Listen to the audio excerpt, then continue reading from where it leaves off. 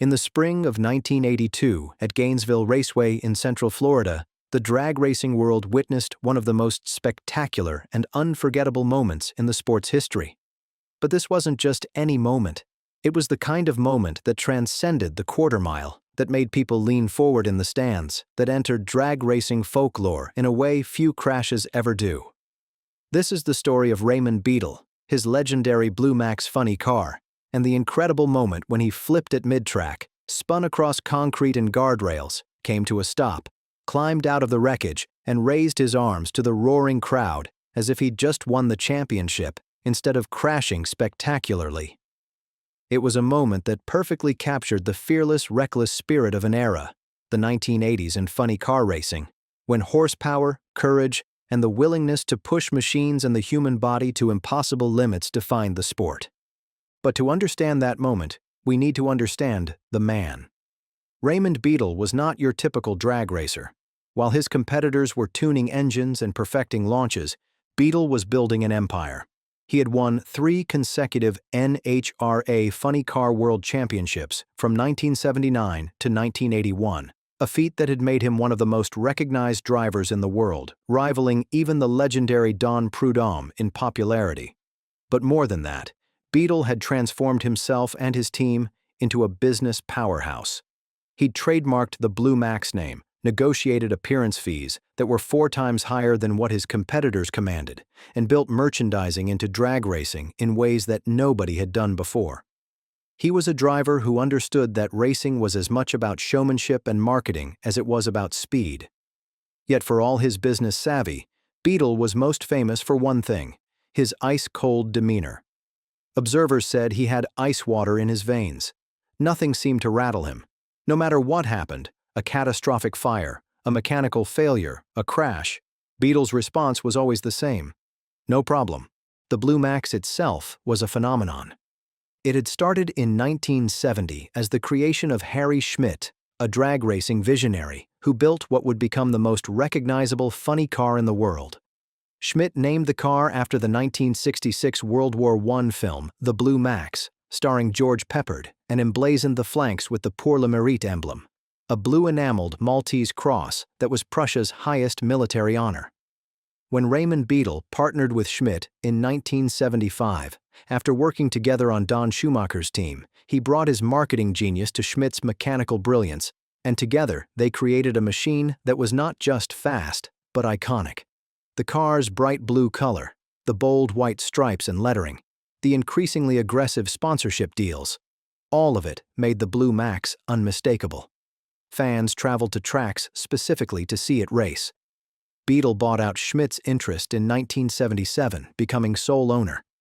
In the late 1970s and early 1980s, the Blue Max was to drag racing what the Dallas Cowboys were to football, a phenomenon that transcended the sport itself. By 1982, the Blue Max had evolved into a Ford EXP body, a sleek, aerodynamic funny car that bore the blue and white colors that had become legendary. The car was fast, very fast. At the Gatornationals that March, Beadle had qualified the Blue Max as the #1 qualifier in funny car eliminations. This was no small feat. The Gatornationals was one of the most prestigious races on the NHRA Tour, one of the fastest and most competitive events of the season. Gainesville Raceway, a quarter-mile drag strip that had opened in 1969, featured a concrete launch pad that transitioned to asphalt, one of the fastest racing surfaces in the country, where countless speed records would eventually fall. And Beadle and the Blue Max had dominated here. Everything was set for another triumph. To understand what happened in that first round of eliminations, we need to understand the machinery itself. The funny cars of 1982 were not cars in any conventional sense. They were purpose-built missiles wrapped in fiberglass shells that were supposed to look like streetcars but bore almost no resemblance to them mechanically. A funny car in 1982 produced somewhere in the range of 2,500 to 3,000 horsepower, all of it coming from a supercharged engine burning nitromethane, the same fuel used in aerospace applications, a chemical so powerful that it was essentially rocket fuel. This wasn't gasoline. Nitromethane burns differently. hotter, faster, and more violently than any conventional fuel. It allowed engines to produce horsepower figures that, 10 years earlier, were considered impossible. The engineering of these machines was extraordinary, but the fundamental challenge was always the same: converting that obscene amount of power into forward motion without the car destroying itself or the driver. Every component had to be custom-built. The transmission couldn't be a conventional automatic. It was a specially modified 2-speed transmission with a clutch that had to slip initially, then lock up, to manage the transfer of power. The suspension was geometry designed to put the maximum amount of tire contact on the track during launch. The tires themselves were specially designed drag slicks, soft rubber compounds that would grip the track surface. But even with all these advances, there was a fundamental problem. Too much power, applied too quickly, could lift the front wheels off the ground. And if the front end came up at the wrong angle, aerodynamics, the same principles that let airplanes fly, would lift the entire car off the pavement. This would lead to a wheel stand, or worse, a flip. The 1982 season was a time of incredible performance advancement in drag racing. Don Prudhomme would break the 250-mile-per-hour barrier in a funny car later that May at the Gatornationals in Baton Rouge, a milestone that seemed impossible just a few years earlier. The level of competition was intense, but it was also a dangerous time.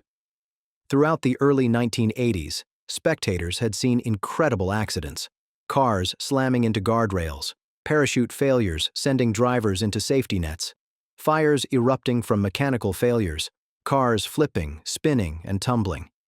The safety equipment had evolved: dual parachutes, roll cages, onboard fire extinguishers. But drivers were pushing machines to limits that safety equipment had never had to handle before. And yet, the drivers kept pushing.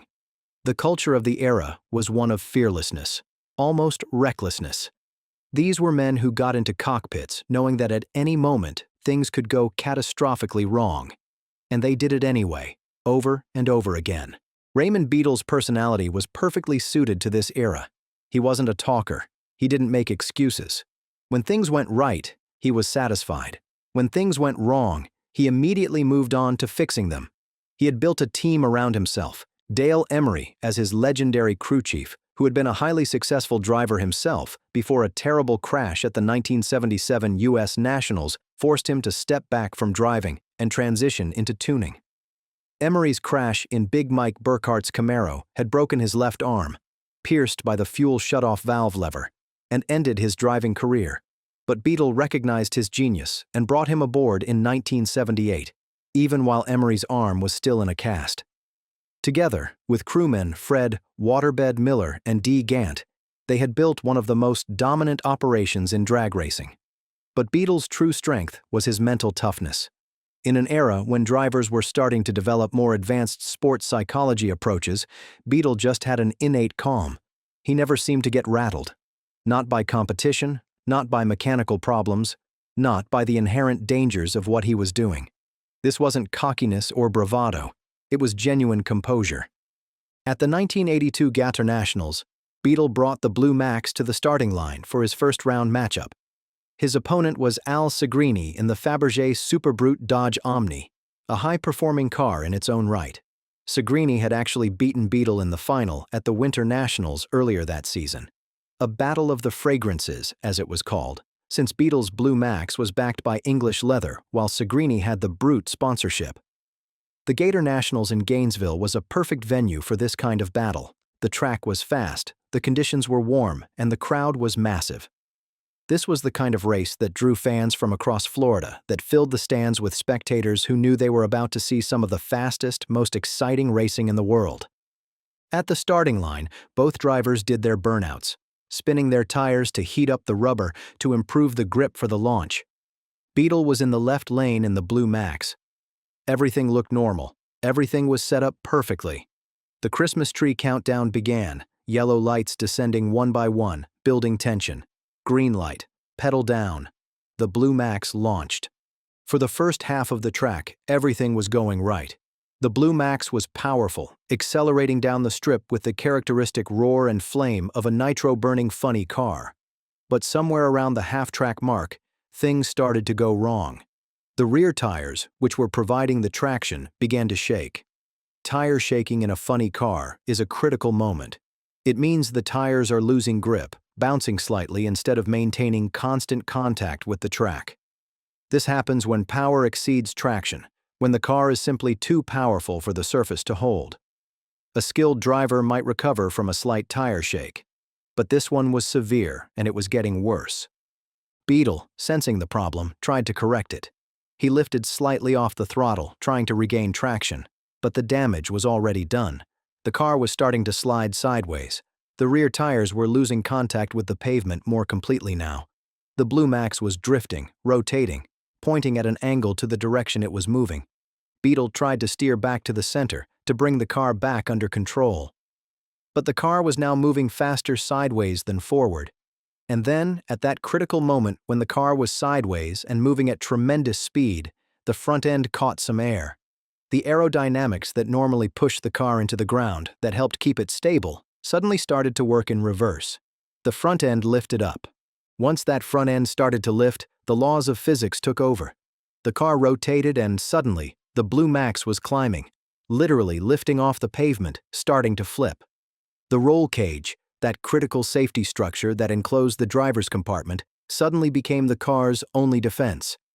As the car rolled, the roll cage caught the concrete and the guardrail. Metal bent and twisted. Fiberglass shattered. The car tumbled once, twice, the driver inside feeling every moment of it, the centrifugal force pressing him against the restraints. But incredibly, by some miracle of chance and engineering, when the Blue Max landed, it landed on its wheels. 4 tires on pavement. The body had been knocked off, leaving the chassis exposed. The car was still drivable. This is the moment that separates good drivers from legends. Beadle, who had just been flipped at mid-track, who had just been through what should have been a career-ending accident, did something that nobody expected. Instead of bailing out, instead of coming to a stop, he got the car under control. He finished the run. The Blue Max, damaged but functional, rolled across the finish line. Beadle had driven through one of the most catastrophic funny car incidents in recent memory and still completed the race. As the car came to a stop, as the emergency crews rushed out to make sure Beadle was okay, something extraordinary happened. The crowd in the stands didn't react with fear or shock. They erupted. The roar of the crowd at Gainesville was deafening. This wasn't just applause. This was recognition of something magnificent, something that transcended normal racing. This was recognition of pure courage, pure determination, pure refusal to surrender even when everything had gone wrong.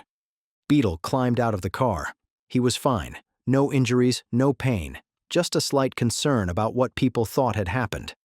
As he exited the cockpit and stood there in his racing suit, in front of thousands of screaming fans, he raised his arms. Not in victory. He hadn't won this race. Not in triumph over an opponent.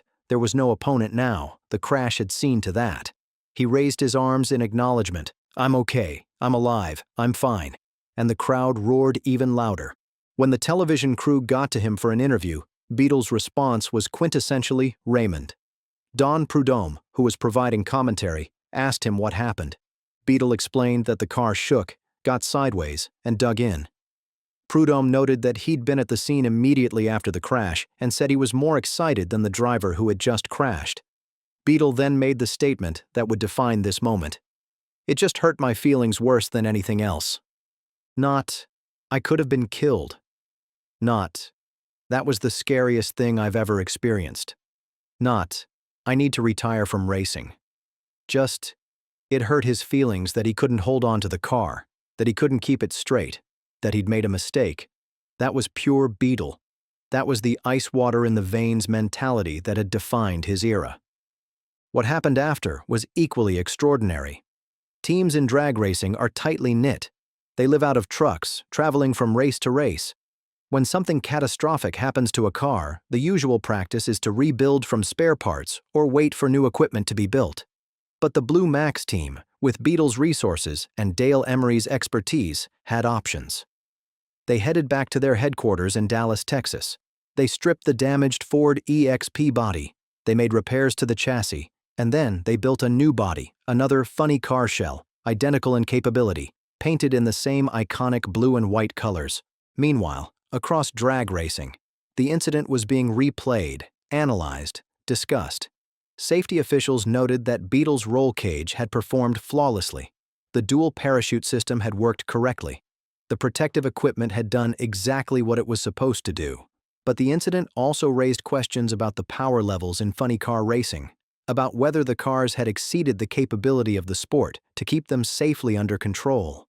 These questions would echo throughout the 1980s and contribute to gradual changes in safety regulations, to increased scrutiny of horsepower, to modifications in how cars were constructed. But 1982 was the turning point in other ways too. Beadle, despite winning the next two races after his Gatornationals crash in Atlanta and Baton Rouge, couldn't maintain his momentum and won no more that season, finishing in 5th place in the point standings. His era of dominance was ending. A new generation was rising. Frank Hawley, driving the underdog Chi-Town Hustler with legendary Chicago tuner Austin Coyle, a mechanical genius from Summit, Illinois, who had built the Hustler into a match racing legend alongside partners John Farconis and Pat Minnick, won the championship that year. In fact, it was Hawley and the Chi-Town Hustler who won the 1982 Gatornationals itself, defeating Tim Gross in the final after Beadle's crash eliminated the three-time champion in the first round. The 1982 season marked a subtle but real shift in the sport. The pure fearlessness of the Beadle era, the willingness to push cars and the human body to absolute limits with minimal regard for the consequences, was beginning to give way to a new professionalism. Not that drivers became less brave or less dedicated. It was rather that the sport was evolving, that technology was becoming more sophisticated, that the culture was slowly shifting from pure recklessness to calculated risk. When you watch that footage now, the car flipping, the tires touching down, Beadle's calm demeanor as he exits the cockpit, the crowd's roar, you're witnessing a moment that captured something essential about American drag racing in the 1980s. This was an era when horsepower was king, when men and women strapped themselves into machines that produced thousands of horsepower and hundreds of miles per hour in a quarter mile, when the margin between triumph and catastrophe was measured in milliseconds, and when a driver like Raymond Beadle could flip his car, walk away, and act like it was just another day at the office. The image of Beadle raising his arms to the crowd at Gainesville has become iconic precisely because of what it represents. Not arrogance, not fearlessness in a reckless way. Rather, it represents acceptance of risk, acknowledgement of danger, and the determination to compete even when everything in the sport pushes toward extremes. It represents an era when drag racing was at its most dangerous and its most thrilling, when the technology was advancing so rapidly that safety always seemed to be playing catch-up, when drivers knew they were risking their lives every time they climbed into the cockpit, and they did it anyway. Three-time champion Raymond Beadle became best remembered not for his championships, not for his business innovations, not for his marketing genius, but for the moment when everything went wrong and he remained completely composed. The Blue Max, that legendary funny car that had been carrying fans' dreams and the sport's hopes for years, flipped at mid-track in front of thousands, and its driver didn't quit. He drove to the finish, he climbed out, he waved at the crowd, and in that moment, for just a few seconds, everyone at Gainesville Raceway knew they were watching something special. They weren't watching a driver defeat an opponent. They were watching the human spirit triumph over adversity, technology, speed, and danger. The Gatornationals flip of 1982 remains one of the most iconic moments in drag racing history, not because of the crash itself, but because of what happened after. In an era that valued fearlessness above all else, Raymond Beadle proved that fearlessness didn't mean ignoring danger. It meant acknowledging danger and moving forward anyway. It meant getting back up, fixing the car, and coming back to race again. The sport has evolved since then. Safety regulations have become stricter. Cars are engineered with even more sophisticated protection for drivers. The pure, wild fearlessness of the 1980s has been tempered by experience and technology, but that image of Beadle walking away from the wreckage, raising his arms to a roaring crowd, remains frozen in time as a perfect representation of an era when drag racing was at its most exciting, most dangerous, and most alive.